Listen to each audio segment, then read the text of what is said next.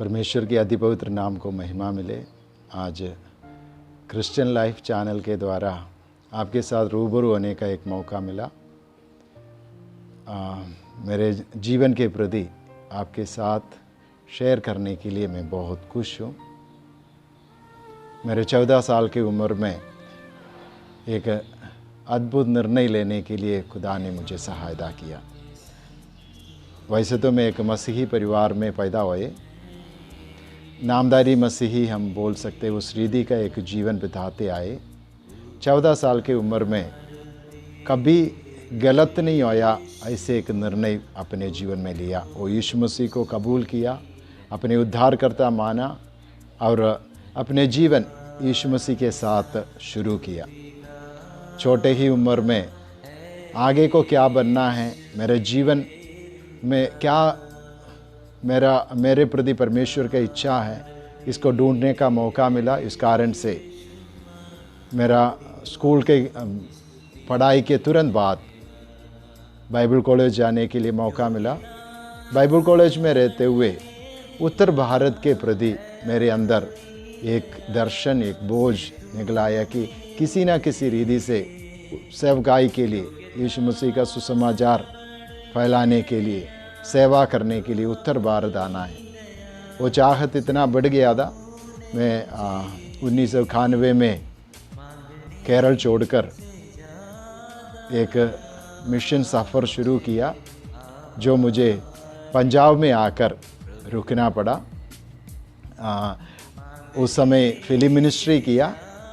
1 साल के बाद मुझे हिमाचल जाने का मौका मिला। उस रीति से मैं हिमाचल पहुंच गया और हिमाचल में 7 साल रहा। 98 में वापस फिर से तराई में हरियाणा पहुंच गया। उस साल मैंने शादी किया और उधर 4 साल सेवा करने के बाद पंजाब में अमृतसर में फिर से आकर यूथ विद ए मिशन नाम का एक संस्था के साथ सेवकाई में जुड़े हैं। मेरे जो जीवन में मैं सबसे महत्वपूर्ण और सबसे उत्तम जो बात, इस बात को मानते हैं कि यीशु मसीह को अपना जीवन दे पाया। कई बार मैंने इस बात को दोहराता हूँ कि मेरे जीवन की सबसे अच्छा निर्णय वही है, मैं यीशु मसीह के साथ जुड़ा, यीशु मसीह के साथ जीने का निर्णय लिया। कभी मैं इस बात पर पछताया नहीं है। मैं जब सेवकाई के लिए निकला नहीं है तो यीशु मसीह को ग्रहण करने के कारण बहुत सारे विरोध मेरे परिवार से हुए, मेरे माँ बाप से नहीं, लेकिन मेरे भाई लोग, मेरे रिश्तेदार लोग इस बातों से बिल्कुल खुश नहीं थे कि मैं ऐसे एक लाइन चुनूं, नहीं तो ऐसे एक बात बोलकर चलूं कि यीशु मसीह का प्रचार करूं। इस बातों से लोग बिल्कुल खुश नहीं थे। कई लोगों ने कई सारे बातें बोला कि जब मैं उत्तर भारत आने की बात कहे तो मुझे बोला कि तू एक भिखारी बन जाएगा, तो कभी आशीषित नहीं होगा, तेरे जीवन ऐसे ही होगा। कभी कभी मुझे भी जब मेरे सेवकाई के शुरुआत में छोटे छोटे बात भी पूरा करने के लिए मेरे पास नहीं होया करते थे। छोटे एक उस समय चिट्ठी लिखते थे घर में, एक इंलन लेकर चिट्ठी लिखने के लिए, नहीं है तो एक अच्छा कपड़ा पहनने के लिए, एक जूता खरीदने के लिए पैसा नहीं। ऐसे स्थितियों में मैं भी कई बार सोचा कि शायद यही बात होने वाला मेरे साथ, कि मुझे मेरे अपने ज़रूरतें पूरा करने के लिए नहीं होगा। लेकिन मेरा परमेश्वर जिसने मुझे सेवकाई के लिए बुलाया, जिसने अपने सेवकाई में मुझे रखा, कभी मुझे लज्जित होने नहीं दिया। मैं इन दिनों में विचार करने वाला और बोलने वाला एक दृष्टांत है मत्ती रचित सुसमाचार 13 अध्याय में। मैं आज आपके जीवन में परमेश्वर के कार्य के लिए मैं उस दृष्टांत को बोलना चाहता हूँ। यीशु मसीह अपने चेले लोगों को पूछते हैं, स्वर्ग का राज्य को किस चीज़ के साथ तुलना करूँ? उसके बाद कहते हैं, वो राई के दाने के जैसे हैं, जो ये किसान ने लेकर खेत में डाला। बीज में सबसे छोटा है तो भी इतना बढ़ गया, एक बड़ा पेड़ बन गया और आसमान की चिड़िया उसमें आकर बैठ गया। पंजाब में, हरियाणा में और उत्तर भारत में रहने वाला लोगों को ये दृष्टांत का सच्चाई और झूठ का पता है। एक राई के दाने के जो पौधा है, पेड़ नहीं है वो पौधा है, 4 महीना 5 महीने के अंदर उससे ख़त्म होने वाली एक स्थिति हम देखते हैं, बिल्कुल ख़त्म हो जाते हैं। मतलब किसान उससे बीज बोते हैं, 3-4 महीने के अंदर उसका फल लेकर बाकी जो बेचते हैं उसको आग में जला लेते, ख़त्म कर देते हैं। तो प्रभु यीशु ने जो बोला हुआ बात सही नहीं है, बिल्कुल सही नहीं है। हमारे चारों ओर हम हर साल सर्दियों के समय पर पीला रंग का ये फूल देखते हैं और वो एकदम ख़त्म हो जाते हैं। उसमें से एक भी आज तक दूसरे साल के लिए नहीं ठहरा, एक भी आज तक पेड़ नहीं बना, नहीं तो 4-5 साल ठहरा हुआ एक पौधा भी राई से नहीं उत्पन्न होया। लेकिन स्वर्ग का राज्य को प्रभु ने इस रीति से उपमा किया, इस रीति से दृष्टांत कहा कि ये छोटा सा दाना है।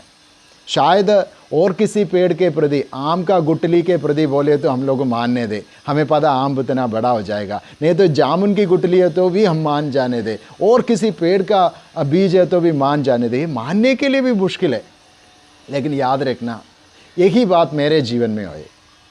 कुछ लोगों ने बोला ये उत्तर भारत जाएंगे, 6 महीने के अंदर वापस घर पहुंचाएंगे। कुछ लोगों ने बोला ये 4 महीना नहीं पूरा करेंगे। लेकिन आज तकरीबन 30 साल पूरा हो रहे, 29 साल पूरा हो चुका है कि परमेश्वर ने ठहराया। वो दाने का महत्व के कारण नहीं, दाने के अंदर उतना क्षमता होने के कारण नहीं, दाने में इतना समय टिकने का कुछ भी बल होने के कारण नहीं, सिर्फ एक ही कारण से कि उसके अंदर स्वर्ग का राज्य की बात निकल आया। उसके अंदर जो बात था, उसके अंदर जो बीज के अंदर जो शक्ति था, वो स्वर्ग की राज्य की शक्ति था। मुझे देखकर बोला हुआ है लोग, उनमें से कुछ लोग अभी जीवित नहीं हैं, कुछ लोग अभी जीवन की बहुत कठिन परीक्षाओं से जा रहे हैं। लेकिन मैं एक बात बोल सकता हूँ कि मेरा यीशु मुझे कभी लज्जित नहीं होने दिया।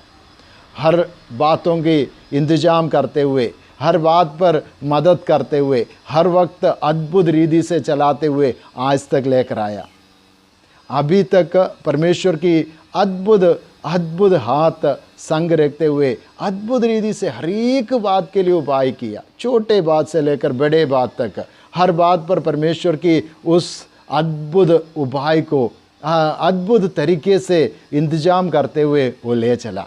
और मैं मेरे मसीही जीवन में यीशु मसीह के साथ जो चलते हुए मैं बहुत खुश हूँ। कारण यही है कि हमारे जीवन में देखकर मनुष्य जो बोलते हैं, मनुष्य जो मर्जी बोले, लेकिन उसकी कोई वैल्यू नहीं रहता, क्योंकि हमारे अंदर आया है परमेश्वर की राज्य की बात। हमारे अंदर जो दाना जैसे, राई के दाने जैसे गिरा हुआ बातों को कितना बढ़ाना है वो हमारे विश्वास के साथ है। हम लोग उसमें कितने खरे से चलते हैं, उतना उसको बढ़ने का मौका मिलते हैं, क्योंकि स्वर्ग का राज्य खाना पीना नहीं है, वो पवित्र आत्मा में खुशी है, धार्मिकता है, उसमें शांति है, उसमें बहुत सारे तसल्ली है, क्योंकि परमेश्वर की महिमा उसके साथ होते हैं। इसलिए मैं आपको आज उत्साह बढ़ाना चाहते हैं, मनुष्य की बातों पर नहीं जाना। मनुष्य आपके प्रति जो मर्जी बोले उस पर इतना विश्वास नहीं करना। परमेश्वर का उद्देश्य आपके जीवन के प्रति, परमेश्वर का राज्य आपके जीवन में बहुत कुछ कर सकते हैं। मैं आज भी मुझे याद है कि मैं बहुत सारे शुरुआत की सेवकाई की शुरुआत में बहुत सारे तकलीफ़ों से गए।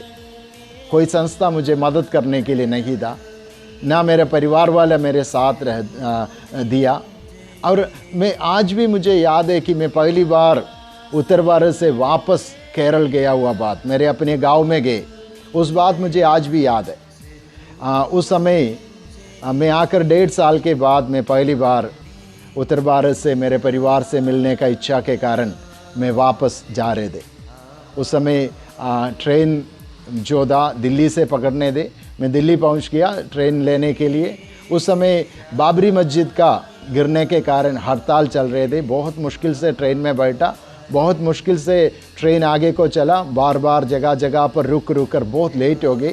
मेरे अंदर ये प्रतीक्षा था कि मैंने घर में चिट्ठी लिखा हुआ है और घर से कोई ना कोई आकर स्टेशन में रहेंगे और मुझे जाने के लिए कोई मुश्किल नहीं होगा। लेकिन जब मैं उधर उतरा तो मुझे पता चला कि कोई भी मेरे लिए इंतज़ार नहीं करते। उस दिन मुझे समझ में आया कि परमेश्वर की सेवकाई के लिए एक मूल्य देना पड़ते हैं। उधर एक व्यक्ति में स्टेशन में, मेरा छोटा सा स्टेशन है, उधर एक व्यक्ति को मैंने दूर से देखा। मैंने सोचा मुझे कोई लेने के लिए कोई खड़ा होगा। जब मैं पहचाना तो वो एक पुलिस वाला था। मुझे बोला कि स्टेशन में नहीं बैठ सकता क्योंकि कर्फ्यू लगे हुए हैं, कहीं ना कहीं आप जाना पड़ेगा। मैं फिर कोशिश किया उन्हें समझाने का। उन्होंने एक जगह बोल कर दिया, उधर जाकर रहा। दूसरे दिन एक बस चला, उसमें मैं घर पहुंच गया। लेकिन उधर भी कोई चिंता मैंने नहीं देखा। इसका मतलब कि परमेश्वर के राज्य के लिए, प्रभु के लिए उतरे हुए लोगों को उस स्थिति का एक रिजेक्शन से जाना पड़ा मानुषिक दृष्टि में। लेकिन स्वर्ग की परमेश्वर ने इन बातों को लिख दिया कई सारे लोगों को सहारा देने के लिए, बहुत सारे लोगों को संभालने के लिए, बहुत सारे लोगों को प्रभु की वचन सुनाने के लिए, सुसमाचार सुनाने के लिए प्रभु ने लेकर इस्तेमाल किया। उसमें मैं खुश हूँ। प्रभु के साथ प्रभु में रहते हुए मैं बहुत खुश हूँ। कारण यही है, वो कभी मुझे लज्जित होने नहीं दिया, कभी उसने मुझे त्यागा नहीं है। मैं फिर से आपको बताना चाहते हैं कि आपके जीवन में शायद मनुष्य देखकर कहेगा कि ये ख़त्म होने वाला है, मनुष्य देखकर कहेगा कि ये आगे को नहीं बढ़ेगा, मनुष्य देखकर कहेगा कि इनका लाइफ इतना ही है। लेकिन याद रखना, आपके अंदर उस ड्राई का दाना जो मानुषिक दृष्टि में बढ़ने का क्षमता नहीं रखते है, लेकिन स्वर्ग राज्य के बीज मानुषिक दृष्टि में वो आपको आगे बढ़ने नहीं देने वाला चीज़ होगा। लेकिन परमेश्वर इतना सामर्थ्य है, इतना सामर्थ्य है, आपके जीवन में बहुत सारे आशीष लेकर आ सकते हैं, इतना बढ़ा सकते हैं, इतने सारे आशीष आपको दे सकते हैं, इतने सारे बढ़ोतरी आपको दे सकते हैं। वो किस ज़मीन में गिरते उससे बढ़कर, वो किस जगह पर वो रखते उससे बढ़कर, उसके अंदर की क्षमता स्वर्ग देने वाला क्षमता है।